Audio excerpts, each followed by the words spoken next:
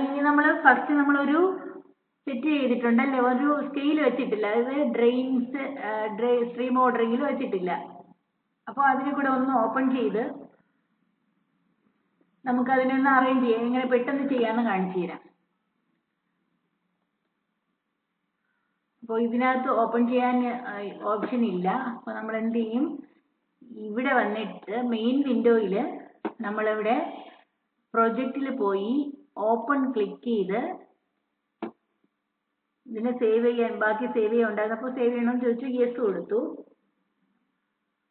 Current പ്രോജക്റ്റിനെ save ചെയ്യണമെന്ന് ചോദിച്ചു,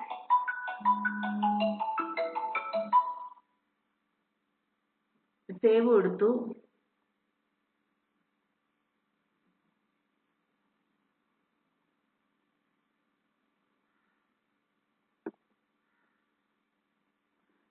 ഇനി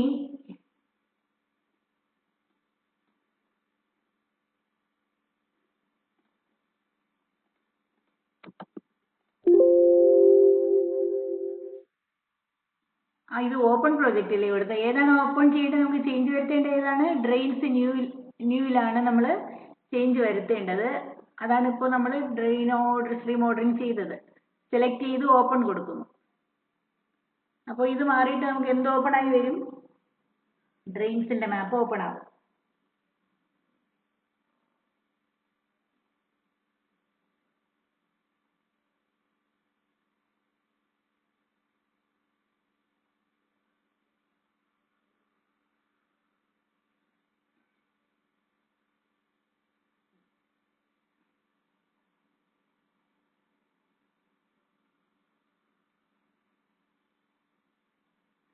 കണ്ടല്ലോ, ഇത് വന്നിട്ടുണ്ട്.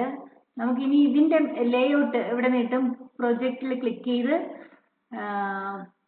ലേഔട്ട് മാനേജറിൽ പോയിട്ട് നമ്മൾ ആ ഡ്രെയിൻസിനെ സെലക്ട് ചെയ്ത് ഷോ കൊടുക്കുന്നു. അപ്പോൾ അത് വന്നിട്ടുണ്ട്. നമുക്കിനി ഒരു ടെക്സ്റ്റ് കൂടെ ഇവിടെ കൊടുത്ത് സ്കെയിൽ 1:25,000 എന്നുള്ളത് ടൈപ്പ് ചെയ്യാം. അപ്പോൾ കണ്ടല്ലോ, എന്തെങ്കിലും എറർ വന്നിട്ടുണ്ടെങ്കിൽ നമുക്ക് ഈസി ആയിട്ട് ചേഞ്ച് ചെയ്യാൻ പറ്റുന്നത് കണ്ടല്ലോ.